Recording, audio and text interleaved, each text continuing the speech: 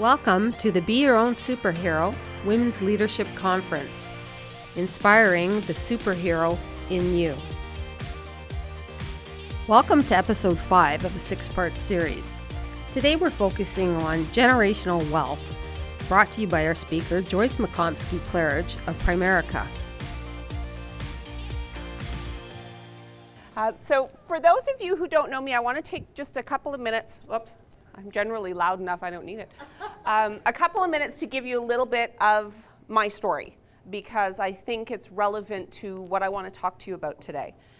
Rest assured, I'm not going to talk to you about all of the boring stuff that we generally talk about when we sit across my desk.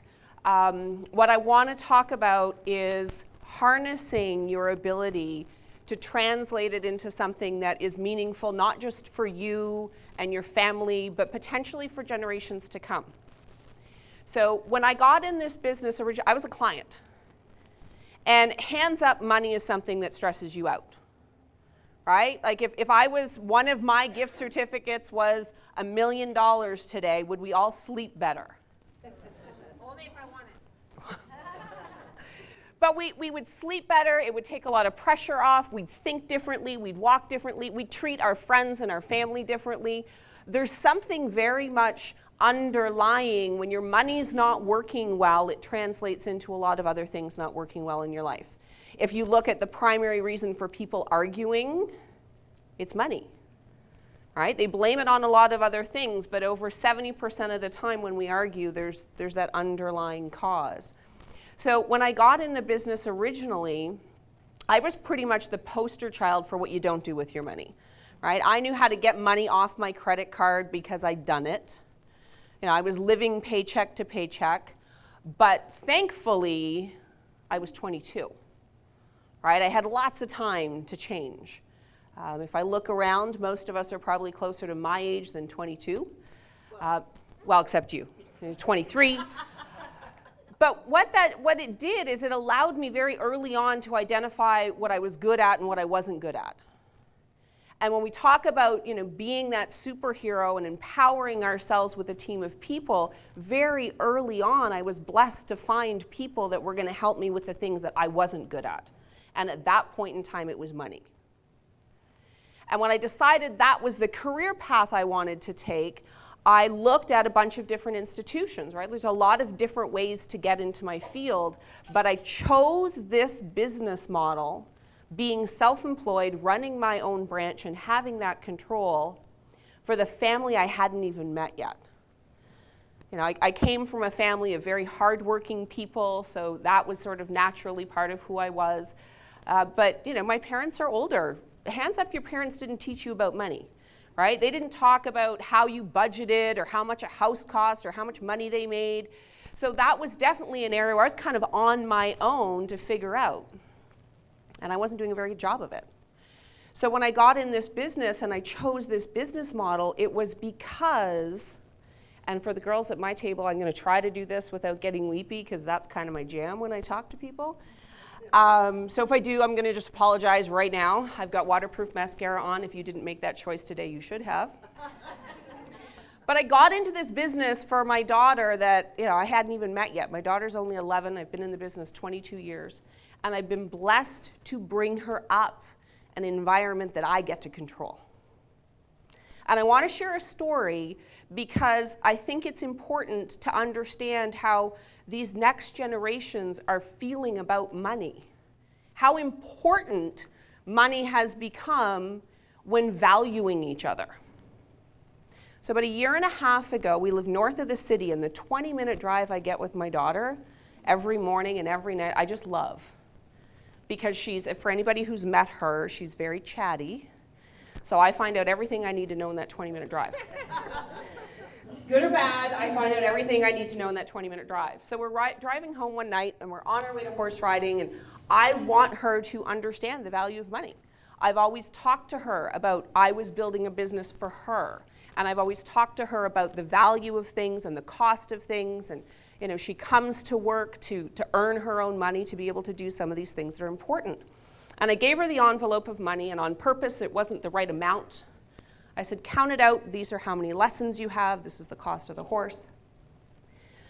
And my 9-year-old daughter took the envelope, passed it back to me, and said, "Mommy, you need it more than I do because we're poor."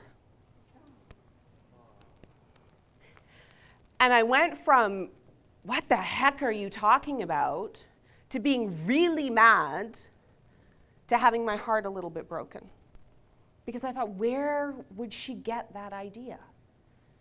And I said, "Delaney," I said, "where did you get that idea? Like, how did you come to this conclusion?" And she said, "Well, the kids at school told me, Mom. We live in the country. You don't drive a new car. I don't have an iPhone or an iPod. We don't have internet at home." And she gave me this list of things that, according to her peers, meant we were poor. And it made me so sad to think that that's how our children feel about money. Because I got in this business to help people get financial security. Universally, we all said if we had a whole bunch of money, we'd feel differently immediately, because it gives us that sense of security. And yet we're growing up and we're raising our children in an environment where if you don't have things, you're missing some value. I had a client one day say, "If you do what you do, why do you drive around in a used vehicle?" I said, "Because I practice what I preach. It's more important to me that I have money set aside for my daughter to go to school so she has choices than to buy a brand new vehicle that costs me $600 or $700 or $800 a month. I prioritize." So when we sit down and talk to people, I've probably already gone through a whole bunch of my things.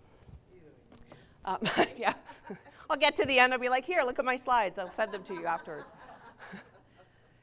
But when we prioritize as business owners, how many of you in the room have a mission statement?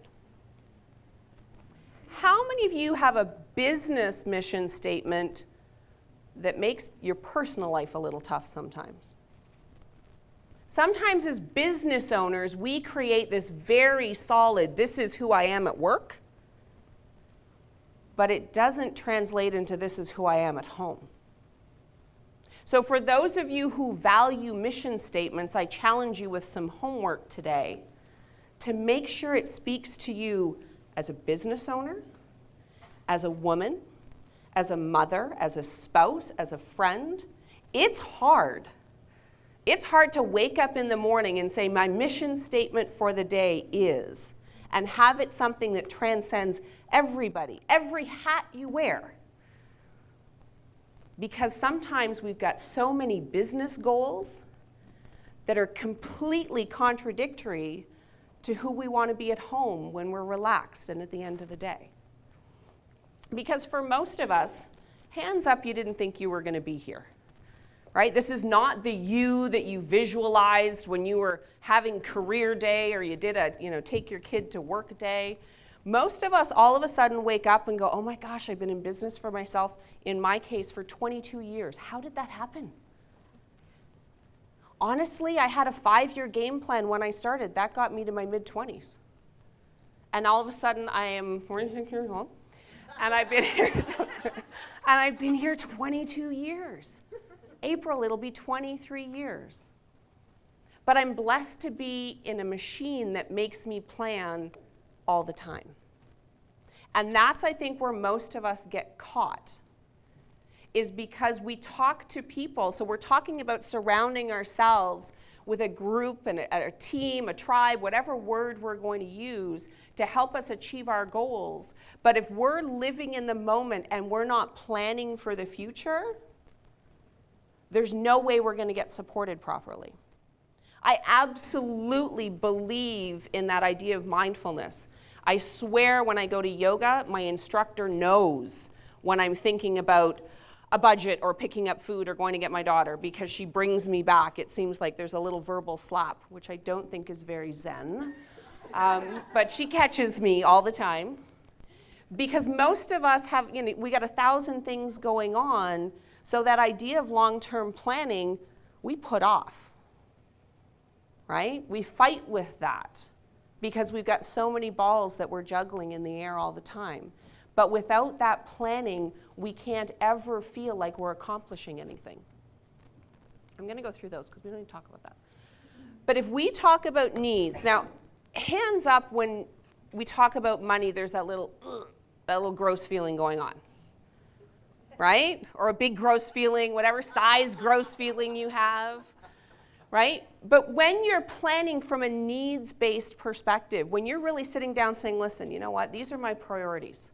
This is who I am as a person, and I need a program that will speak to that, it's not so gross. Right? You can get to a place where you say, you know what, I want to be able to have a retreat every 6 months. You know, I love to cook. I've got one client right now, the only thing she wants, her whole plan revolves around she wants a new kitchen. Well, you know what? That might be a strange way to walk into some financial institutions and create a plan, but that's important to her. It's providing her a goal, so she's staying focused and she's staying on track, but she's got a reward coming. Right? And I think with financial planning, that's really important to feel like you're getting something out of it.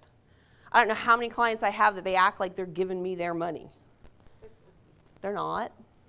I wouldn't be here maybe right now if they were. But there's almost that, I'm just giving it away. But you're not if the planning is proper. Having that mission statement, I think, is very important. So for those of us in the room who are self-employed, we've got 3 very finite benefits. The first is we control our planning. We can make that planning revolve around our end game, and you get that whole paycheck. The problem is those exact same things, right? Nobody's taking part of your paycheck and planning for you, right? Nobody's saying, here's your money that's already going to benefits, here's your money that's already going to pension, here's your money towards maybe a Canada savings bond so you have a rainy day account. We've got that control. So all of those reasons that we went into business for self sometimes are a double-edged sword, right? Because it means you've got to take a little bit more responsibility when it comes to planning. Plan for success and prepare for failure. I didn't know I wrote the title to this slide 3 or 4 times because I didn't want you guys to not get the point, and I was afraid that the first couple of times I wrote it, you would. Because I'm not talking about, working day by day thinking, oh my gosh, this isn't going to work out for me. But so many of us have our eye on that end game where, we're creating a business that we're going to sell, we're creating a business that we're going to give, and we look at everything as revolving around our business. We don't only give it our all, 40 hours a day, but then we give it our all financially. We need to plan for what if. What if that valuation isn't there? What if nobody wants to buy my business later? I need to be in a position that I take care of me regardless of what's going on. Because if we look at that idea of succession planning and that idea of generational wealth, the whole idea is that I'm going to be impactful to my daughter. I'm creating a business so my daughter won't be one of those people that has 15 to 20 jobs. That's the new stat. I don't want that. And if I can work hard now and I can create something that can protect her from that, as a mom, that's important to me. Because my mission statement, it took me a long time to get there, but my mission statement is helping people make their dreams come true. And that for me works at work, and that for me works at home. Because if I'm working in my business and I'm creating something that is valuable for her, then I feel like I can wear my mom hat and my entrepreneur hat at the exact same time. When I make that choice, I'm not taking time away from her without her benefiting ultimately in the future. So hands up, planning's tough when you're a business owner, right? I have so many clients who, if they've got a paycheck, they'll commit and they'll go, okay, $50 a week, I can do that. $50 every 2 weeks, I can do that.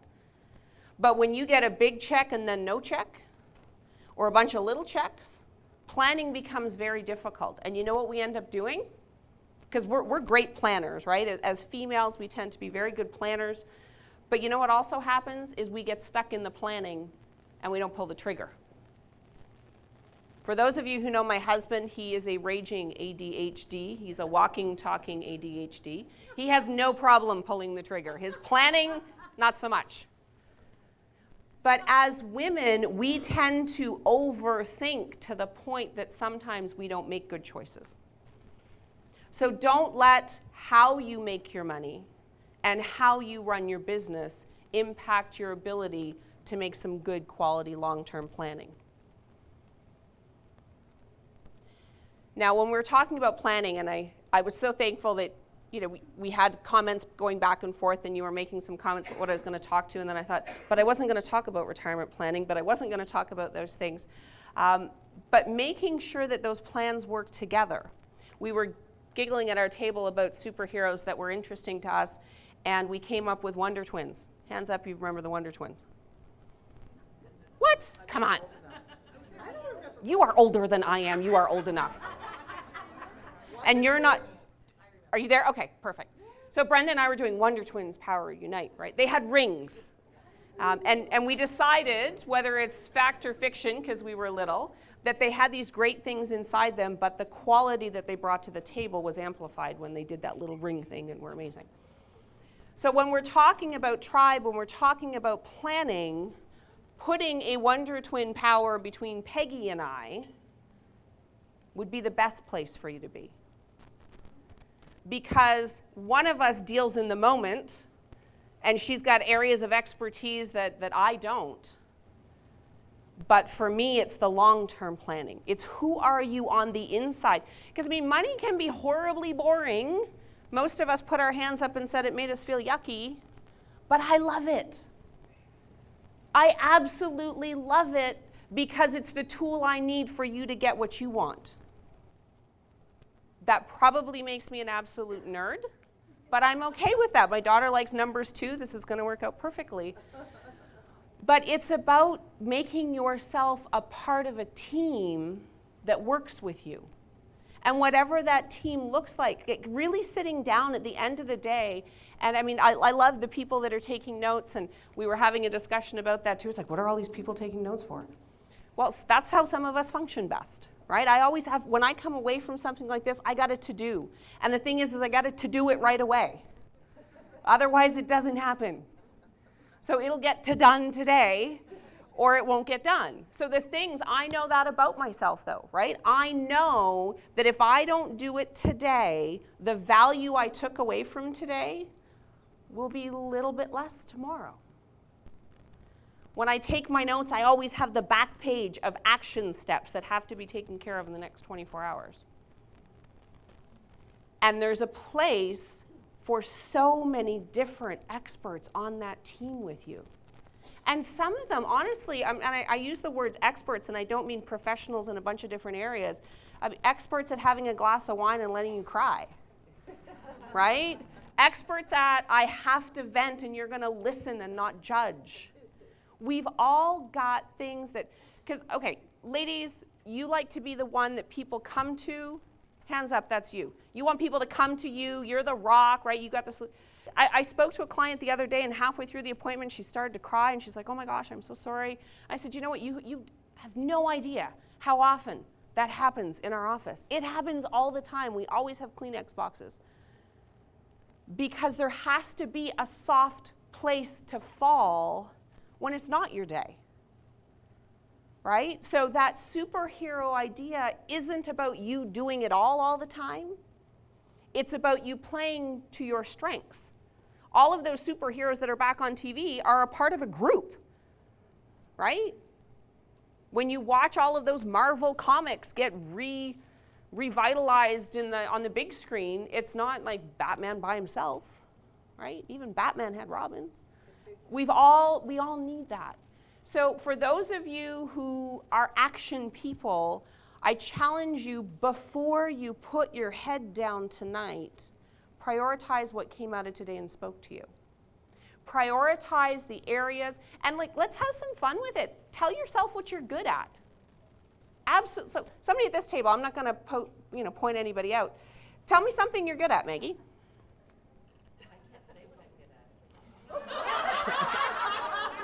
Margaret Berry. Margaret Berry. I'm going to be funny. You're bad. Okay, somebody at this table, I don't know any of you. Give me, one of you tell me something that you're good at.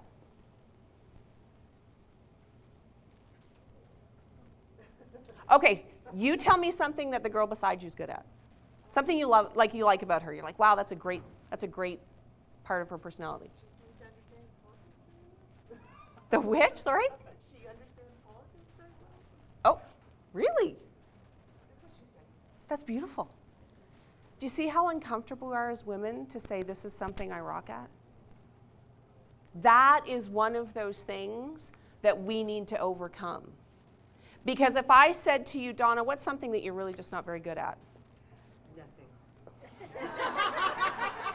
You picked the wrong person. Playing along. Yeah, playing I'm going to say playing along for you. I so picked the wrong person to ask that question. But we are much more comfortable saying, you know what, I'm not a very good cook, and I'm not very good at this, and I'm not very good at that. But when somebody puts you on the spot and says, what are you good at? Give me 2 or 3 great traits, deer in the headlights. And that really speaks to how we speak to ourselves. I'm really critical on the language that's used in my house. There are lots of words you're not allowed to say. That was a word that I almost said earlier. That was definitely one of them. But I don't like to hear my kids say stupid, and I don't like to hear my kid say dumb. I don't like to hear that. And she has started to talk that way about herself.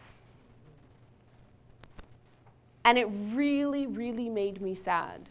Because this is new, right? She's in grade 6, and the language is a little bit different the older you get. And I mean, she was the kid who would change the channel if the word stupid came up. That to her was a bad word. And then I heard her use it about herself the other day. And I thought, okay, how do we nip that one in the bud? Because there is no more powerful soundtrack than yours in your own head. And trying to translate that into 11-year-olds speak and saying, because all I wanted to do is say, just don't ever say that again. Never say that again.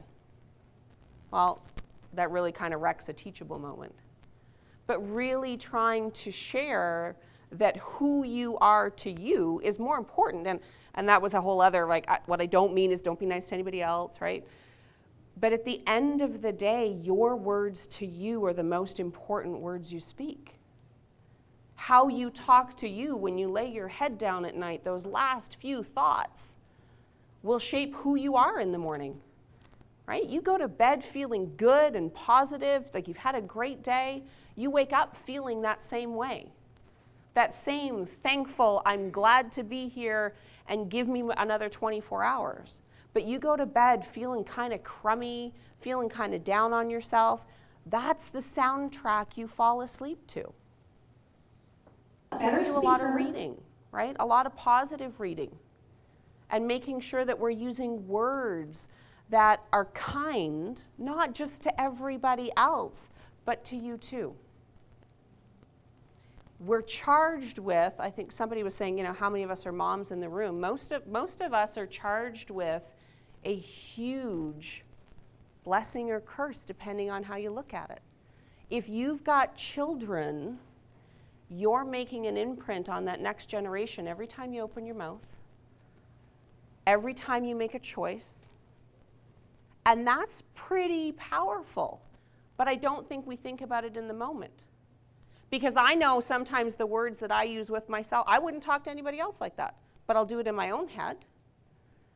And then you sort of got to stop and think, you know what, would I ever say that to my best friend? And if the answer is hell no, then why am I saying it to me? How am I going to be my best me if I'm not my best cheerleader? So when I made all of my choices 22 years ago, I made a very specific choice to take control. I was blessed to be young and have a whole bunch of crappy work things happen back to back. Because before I even hit 23, I knew I didn't ever want to have a boss again. I apologize to any bosses in the room. You're probably very nice. I just know I didn't want one. Right? I was done. I was done with somebody else's idea of what was right. I was done with somebody else's idea of who I could be at work, because that translates into who you are at home. Right? We're a very small family. I only have 2 siblings, and I remember I missed my brother's wedding because my boss said I couldn't have the day off. And I thought, you know what? That's not going to happen again. And then I had another family tragedy happen, and I thought, you know what? I can't be there. I can't fix it. I can't help. That's not going to happen again. And my mission statement at a very young age became, I want to be the go-to person. I want to be the one where if something happens, my friends and family feel like they can depend on me. And that wasn't going to happen if I didn't start taking control. And I started learning how to say no. I love that just about everybody talked about that today. Hands up, it's hard to say no, honestly. Right? If I reframed it and I told you you could say yes all the time, would it be easier? Saying no to one thing means saying yes to something else. Saying no to one more thing on Thursday night means saying yes to being home and being able to have some quiet time. Saying no to one more thing on Tuesday says yes to having that planning time instead of that running from a place of being frantic in your business all the time. As ladies, I think saying no is probably one of the hardest things. We are hardwired not to say no. But if you can think about it, that if I say no to this, I can say yes to this, it will allow you to prioritize in a completely different way. I think I'm down to my last 2, and I'm not going to go over. We'll keep us on time. But I would like to thank you, Catherine. There's not a lot of ladies with your strength. There's not a lot of ladies that would have taken something and said, I'm not just going to take care of me, but I'm going to take care of everybody else that I can touch. We will all walk out of here today with something that makes tomorrow better, and it's because of you. So thank you.